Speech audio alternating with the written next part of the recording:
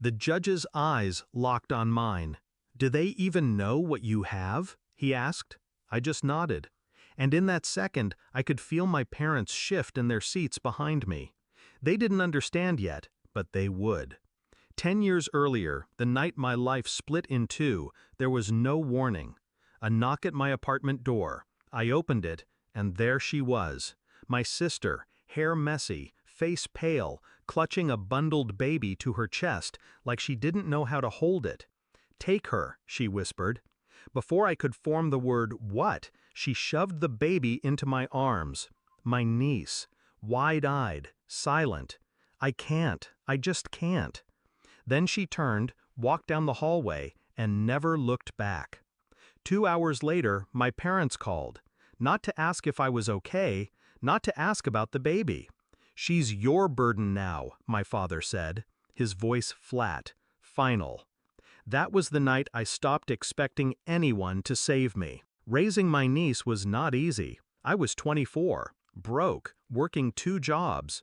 I missed rent payments, skipped meals so she wouldn't.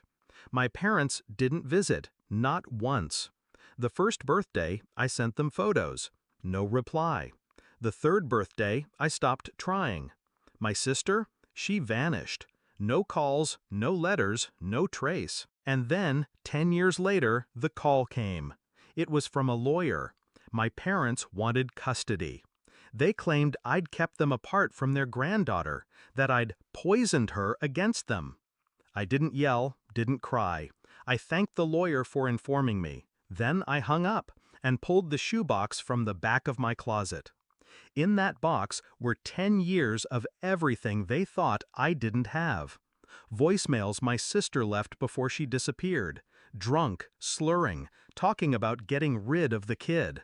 Letters from my parents, unopened, addressed not to me, but to her, telling her to do what you have to do and we won't be involved. Bank statements showing I'd paid every expense, doctor visits, school fees, with zero contribution from them. And the crown jewel, an old family email chain, forgotten in their arrogance, where my father wrote, "She's better off without us. We don't need a kid slowing us down." I didn't just have evidence, I had their words, preserved in their own handwriting. For months I prepared, quietly. No one knew. I hired the best custody attorney I could afford. He was expensive, worth every cent. We built the case brick by brick. No emotion, no gaps. Every school record, every hospital visit, every receipt. 10 years of proof that I was her only parent. And the sealed folder? That was for the final strike. Court day.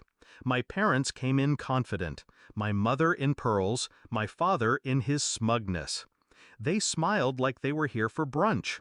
Their lawyers started with lies, painted them as concerned grandparents who'd been cut off by my vindictive behavior. I kept my eyes on the judge, my pulse steady. When it was my turn, my lawyer spoke first. Then he handed me the sealed folder. I stood. My voice didn't shake.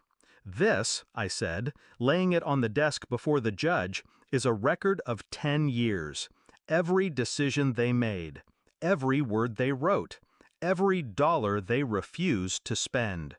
He opened it. I watched his eyes move over the emails, the voicemails, the bank records.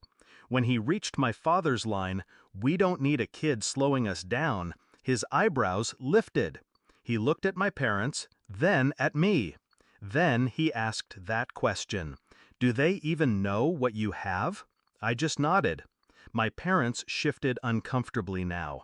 My mother's hands twisting in her lap, my father's jaw tight. The judge leaned back. "Case dismissed. Custody remains with the respondent. Grandparents' visitation rights are denied." It wasn't just a legal win. It was the public unraveling of their perfect image. Outside the courthouse, they caught up to me. My father's face was red. "You'll regret this," he hissed. I smiled. "I already don't." And I walked away. That night, my niece sat at the kitchen table doing homework. She didn't know the details. She didn't need to. She just looked up and asked, "Are we okay?" "We're better than okay," I said. Because revenge wasn't about hurting them.